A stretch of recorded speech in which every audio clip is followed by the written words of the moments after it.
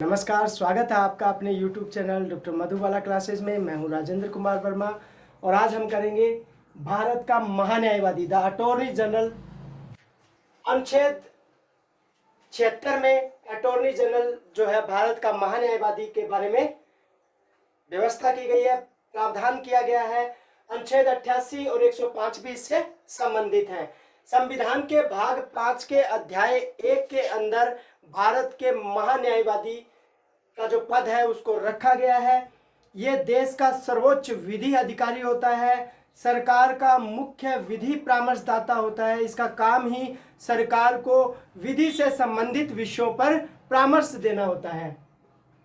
अब इसके लिए योग्यता क्या होती है कि जो व्यक्ति सुप्रीम कोर्ट उच्चतम न्यायालय का न्यायाधीश नियुक्त होने के लिए योग्य होता है, अर्थात उच्चतम न्यायालय का न्यायाधीश कौन व्यक्ति नियुक्त होगा? जो कम से कम किसी उच्च न्यायालय हाई कोर्ट का या ऐसे 2 या 2 से अधिक न्यायालयों का लगातार कम से कम 5 वर्ष तक न्यायाधीश रहा हो, या दूसरी कंडीशन यह है कि 10 वर्ष तक अधिवक्ता अर्थात वकील रहा हो, वो व्यक्ति क्या कर, राष्ट्रपति उस व्यक्ति को भारत का महान्यायवादी नियुक्त कर सकता है।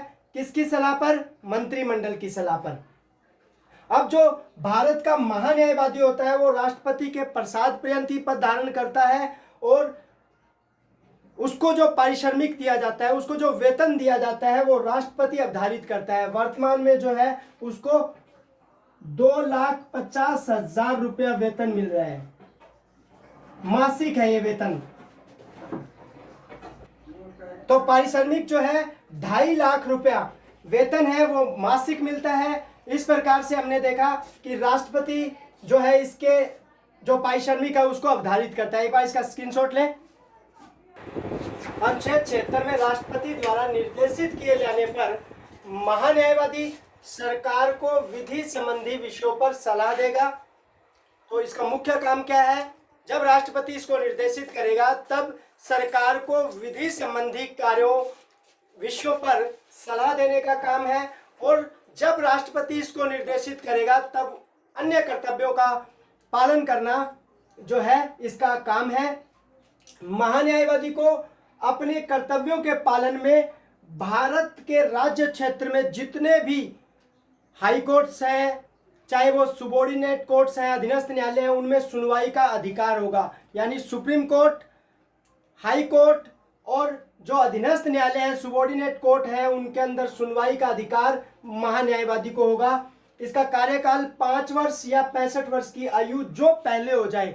अगर मान लो कोई व्यक्ति 63 वर्ष की आयु में बनता है तो पहले कौन सी होगी? 65 वर्ष होगी, तो वो रिटायर हो जाएगा। अगर कोई व्यक्ति 55 साल की उम्र में बनता है तो वो 60 की उम्र में 5 वर्ष पूरे करेगा। तो 5 वर्ष या 65 वर्ष जो पहले हो जाए वो कार्यकाल है इसका। सेवानिवृत्ति के बाद यानी जब रिटायरमेंट हो जाएगा उसका, तब वो निजी प्रैक्टिस तो कर सकता है लेकिन सरकार के विरुद्ध सलाह नहीं दे सकता। हमने इससे पहले वाली जो वीडियो बनाई जिसमें हमने भारत का जो है CAG, controller and auditor general जो के ऊपर वीडियो बनाई, उसमें यह था कि वो सेवानिवृत्त होने के बाद कोई भी काम नहीं कर सकता।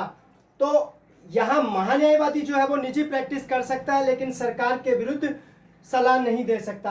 राज्यों के विधानमंडल की कार्यवाहियों में भी भाग ले सकता है। यानी भारत का जो महान्यायवादी है वो भारत के किसी भी राज्य क्षेत्र में, चाहे वो हाई कोर्ट है, सुप्रीम कोर्ट है, सुबॉर्डिनेट कोर्ट है या फिर राज्यों के जो विधानमंडल है, उनकी कार्यवाहियों में भी भाग ले सकता है। अनुच्छेद 88 में हम देखेंगे कि संसद के दोनों सदनों की कार्यवाहियों में और संसद की जो समितियां हैं उस जिसमें उसका नाम लिखा हुआ है, उसका नाम है, उसमें वो बोल सकता है, कार्यवाही में भाग ले सकता है। तो अनुच्छेद 88 में देखेंगे। एक बार इसका स्क्रीनशॉट लीजिए, फिर नेक्स्ट करते हैं।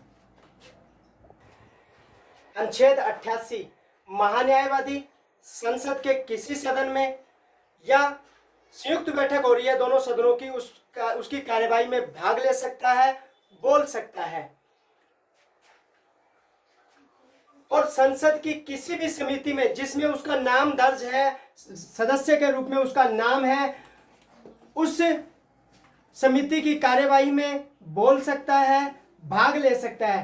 किंतु इन दोनों ही स्थितियों में वो मत नहीं दे सकता। अगर वो संसद की किसी सदन की बैठक में भाग ले रहा है तो मत नहीं दे सकता, अगर संयुक्त बैठक में भाग ले रहा है तो मत नहीं दे सकता, अगर संसद की किसी समिति के कार्यवाही में भाग ले रहा है और बोल रहा है तो मत नहीं दे सकता। अनुच्छेद 88 के अकॉर्डिंग ये प्रतियोगी परीक्षाओं में कई बार प्रश्न पूछ लिया जाता है कि भारत का जो महान्यायवादी है जब वो संसद की कार्यवाहियों में बैठकों में भाग लेता है तो क्या वो मत दे सकता है? तो नहीं दे सकता। उसके बाद अनुच्छेद 105 जो है वो विशेषाधिकारों से संबंधित है, मंत्री और महान्यायवादी के जो विशेषाधिकार है उनसे संबंधित है। इसमें यह कहा गया है कि विचार की स्वतंत्रता सदन में इसको प्राप्त होगी। जो महान्यायवादी है उसको विचार की स्वतंत्रता सदन में प्राप्त होगी। उसके द्वारा सदन या समिति में जो बात कही गई है, अपना मत दिया गया है, उसे किसी भी न्यायालय में उसके विरुद्ध कार्यवाही नहीं की जाएगी। यानी उसने जो अपनी बात कही है उसके बारे में किसी भी न्यायालय में कोई कार्यवाही नहीं की जाएगी। तो एक बार इसका स्क्रीनशॉट लीजिए, उसके बाद नेक्स्ट जो इससे जुड़े हुए महत्वपूर्ण प्रश्न है उनको देखते हैं। तो भारत का प्रथम महान्यायवादी जो है एस.सी. शितलवाड़ है। अब हम जो भारत का महान्यायवादी है उसको सहायता देने के लिए दो अन्य अधिकारी और होते हैं। एक तो सॉलिसिटर जनरल जो है और एक एडिशनल सॉलिसिटर जनरल। ये दोनों जो है ये भी विधि अधिकारी होते हैं, लेकिन इनका संविधान में कहीं कोई उल्लेख नहीं है। ये भारत के महान्यायवादी को सहायता देते हैं उसके कार्यों को संपन्न कराने के लिए। तो ये क्वेश्चन भी कई बार पूछ लिया जाता है कि भारत के महान्यायवादी को जो है सहायता देने के लिए दो अन्य विधि अधिकारी कौन से हैं? तो सॉलिसिटर जनरल और एडिशनल सॉलिसिटर जनरल। अब हमने भारत का महान्यायवादी देखा जो कि भारत का प्रथम विधि अधिकारी, सरकार का विधि सलाहकार होता है। अनुच्छेद 76 में जो है इसका उल्लेख किया गया है, इसका प्रावधान किया गया है कि भारत का एक महान्यायवादी होगा जिसकी नियुक्ति राष्ट्रपति मंत्रिमंडल की सलाह पर करेगा और महान्यायवादी राष्ट्रपति के प्रसाद पर्यंत अपना पद धारण करेगा। उसी व्यक्ति को राष्ट्रपति महान्यायवादी नियुक्त करेगा जो उच्चतम न्यायालय का न्यायाधीश नियुक्त होने के लिए अर्हित हो, योग्य हो, अर्थात हाई कोर्ट, उच्च न्यायालय या दो से अधिक ऐसे न्यायालयों का 10 वर्ष तक अधिवक्ता वकील रहा हो और 5 वर्ष तक वहाँ जज रहा हो, ऐसे व्यक्ति को राष्ट्रपति जो है महान्यायवादी नियुक्त करता है। उसके बाद महान्यायवादी जो है उसका कार्यकाल 5 या 65 वर्ष की आयु है। हमने कल देखा, जो हमने कल वीडियो बनाई कैग की, उसमें हमने उसका कार्यकाल देखा। आज हमने ये वीडियो बनाई, इसमें जो है महान्यायवादी का कार्यकाल है 5 वर्ष या 65 वर्ष, जो पहले हो जाए।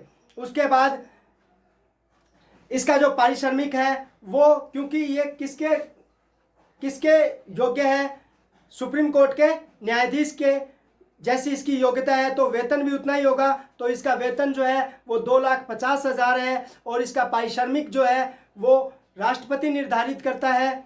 उसके अलावा हम बात करेंगे कि जो महान्यायवादी है वो भारत के किसी भी न्यायालय क्षेत्र के अंदर इसकी सुनवाई कर सकता है, ये किसी भी केस की, और रिटायर होने के बाद ये निजी प्रैक्टिस कर सकता है, लेकिन ये भारत सरकार के विरुद्ध किसी भी प्रकार की कोई सलाह नहीं दे सकता।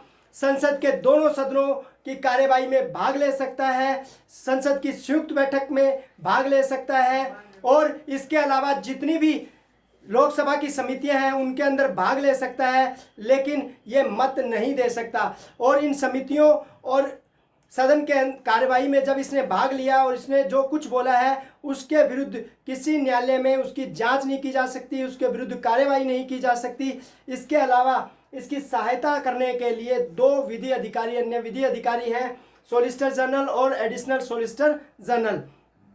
तो इस प्रकार हमने आज भारत का महान्यायवादी देखा।